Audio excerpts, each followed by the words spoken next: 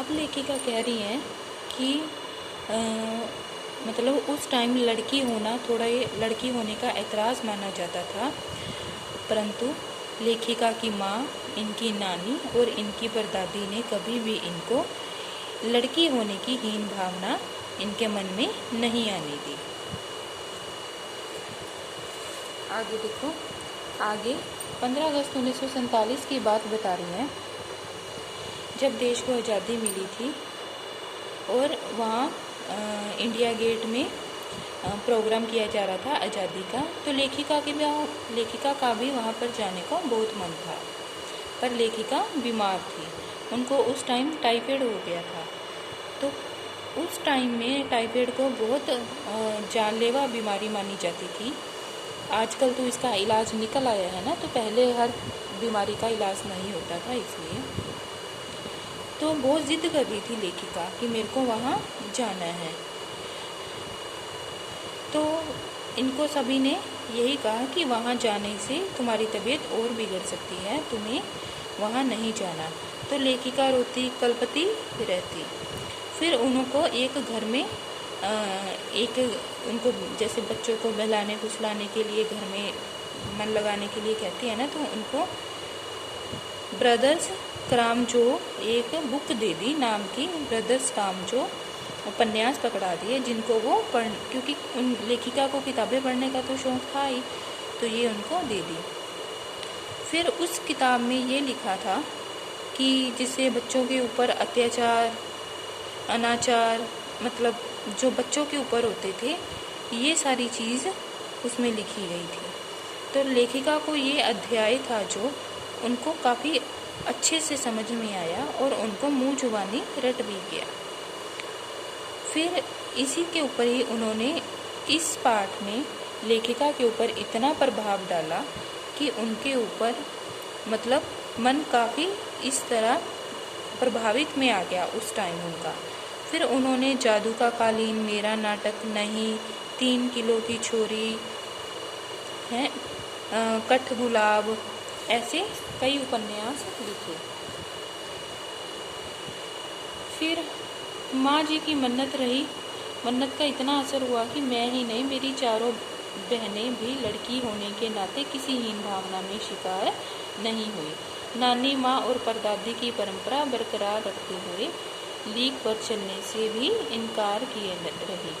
मतलब कि जैसे माँ और नानी अपने रीति रिवाजों के अकॉर्डिंग नहीं चलती थी, अपने हिसाब से ज़िंदगी जीती थी, ये चारों बहनें भी अपने हिसाब से ज़िंदगी जीती थी। फिर इनमें अब जो लेखिका है अपनी बहनों के बारे में बताती हैं। वो कहती हैं कि सबसे जो उनकी बड़ी बहन थी मंजुल भक्त थी, उनका घर का नाम रानी था और बाहर का मंजुल, वो भी लेखिका ही थी, क्योंकि लिखना शादी के बाद शुरू किया था और अपना नाम बदलकर पति का ग्रहण करने में कोई हीन भावना आड़े नहीं आई। तो इन्होंने अपना नाम बाद में बदल लिया था। तो पति ने एक बार ऐतराज़ किया कि नाम तुमने क्यों बदला है? तो लेखिका बोली कि नहीं, मैं नाम बदलने से कोई व्यक्तित्व थोड़ी ना बदल जाता है, इसलिए। ये इनकी दूसरी नंबर की जो बहन थी, जो दूसरे नंबर थी, ये जो लेखिका थी दूसरे नंबर पर मैं थी, घर का नाम उमा और बाहर का मृदुला था। मैंने भी शादी के बाद लिखना ही शुरू किया, सो बतौर लेखिका नाम चला मृदुल गर्ग। मतलब इन्होंने नाम अपना बदला था। शादी के बाद नाम ना बदलने का रिवाज उसी ने चलाया था। मन्नू भंडारी का हवाला देकर हमसे पूछा जाता था कि हम लोग इतनी पोंगापंथी घर घुसू क्यों हो, नाम क्यों बदला, मतलब हमने नाम क्यों बदला। उस टाइम थोड़ा उनको एतराज़ हुआ था। तो लेखिका बता रही हैं कि इनकी जो सारी बहनें थी सबके 2-2 नाम थे, घर का अलग और बाहर का अलग। तो लोग एतराज़ करते थे कि क्या आपका लड़कियों से जी नहीं भरा, क्या आपने सबके 2-2 नाम रख रखे हैं। फिर 5 बहनों के बाद एक भाई हुआ राजीव। मज़े की बात यह है कि बीच की 2 बहनें ही लेखन से बची रहीं, अचला और राजीव फिर उसमें जा फंसी। अचला मुझसे 8 साल छोटी है और वक्त के बदलाव की लाज रखते हुए अंग्रेजी में लिखती है, पर राजी फिर हिंदी के हवाले। मतलब जो इनकी अचला बहन थी वो जो लेखिका तो थी, परंतु वो हिंदी में ना लिखकर अंग्रेजी में लिखती थी।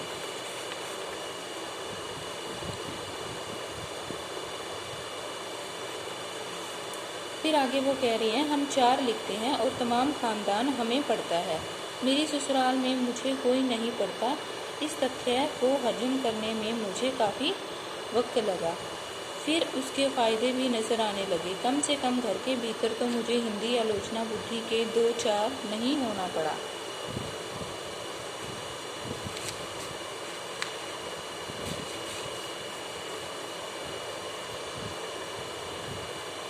फिर आगे वो अपनी बहनों के बारे में और बताते हैं। तो वो अपनी रेनू बहन के बारे में बताते हैं। जो रेनू थी वो कुछ अलग स्वभाव की थी। क्या होता था कि जब स्कूल से उनको गाड़ी लेने आती थी तो अचला और रेनू साथ में आती थी। तो रेनू क्या कहती थी कि मैं गाड़ी में नहीं बैठूंगी। वो गाड़ी में बैठना पसंद नहीं करती थी। फिर वो कहती थी अचला चली जाएगी, और जो रेनू थी वो पैदल पैदल चलकर अपने घर पर पहुंचती थी। इनसे ये देखकर इनकी माँ को तो इतना नहीं होता था, वो अपने में मस्त रहती थी, परंतु इनके पिताजी को बहुत गुस्सा आता था ये देखकर कि अचला रेनू है जो गाड़ी में नहीं बैठी। फिर क्या होता है, ये एक बार कहती हैं रेनू कि वो बीए की परीक्षा नहीं देंगी। वो कहती है कि मैं क्यों दूँ बीए की परीक्षा। तो सभी ने अपने हिसाब से इनको मनवाना चाहा घर पे बीए की परीक्षा के लिए, परंतु वो कहते हैं कि क्यों नहीं देना, और ये कहते हैं कि मैं क्यों दूँगी। फिर इसके पिताजी कहते हैं कि अपने हिसाब से कहते हैं कि मेरी खुशी के लिए तुम दे दो। उनको ये होता है कि नौकरी कर पाओगी, शादी कर पाओगी, लोग इज्जत से देखेंगे वगैरह वगैरह। तो रेनू क्या करती है, वो सिर्फ अपने पिता की इच्छा के लिए पेपर देती है और सिर्फ पास होने लायक ही नंबर लेके आती है, मतलब कि अपने पिता की खुशी के लिए। और फिर ऐसे करके ये रेनू का ऐसे स्वभाव था। जैसे कुछ लोगों को कहते थे, इत्र देते थे तो वो भेंट करता, तो वो कहती थी कि नहीं चाहिए, मैं तो रोज़ इससे नहाती हूँ। तो कुछ लोग इसको मजाक में भी ले लेते थे और इससे उसका व्यंग भी हो जाता था। फिर वो आगे अपनी बहन चित्रा के बारे में बताती हैं। चित्रा थी वो कॉलेज भी पढ़ाती थी, पढ़ने भी जाती थी और खुद पढ़ने से ज़्यादा दिलचस्पी औरों को पढ़ाने में भी रखती थी, परंतु उनके नंबर तो कम ही आते थे। फिर क्या हुआ, वो थोड़ी उनका भी थोड़ा अलग नेचर था। वो क्या करती थी, उनको एक लड़का पसंद आ गया था, तो वो चाहती थी कि वो उससे शादी करे, परंतु ये नहीं पता था कि लड़का भी उससे शादी करना चाहता है या नहीं। पर चित्रा कहती थी कि मैंने जो काम के लिए ठान लेती हूँ वो करके रहती हूँ, सोच लेती हूँ वो होकर रहता है। तो उसने आगे अपनी बात खींची ही नहीं, पहली मुलाकात से ही हथियार डाल लिए इससे, परंतु उसने उस लड़के से शादी भी करी। फिर आगे वो अचला के लिए बता रही हैं। आगे वो अपनी बहन अचला के लिए बता रही हैं।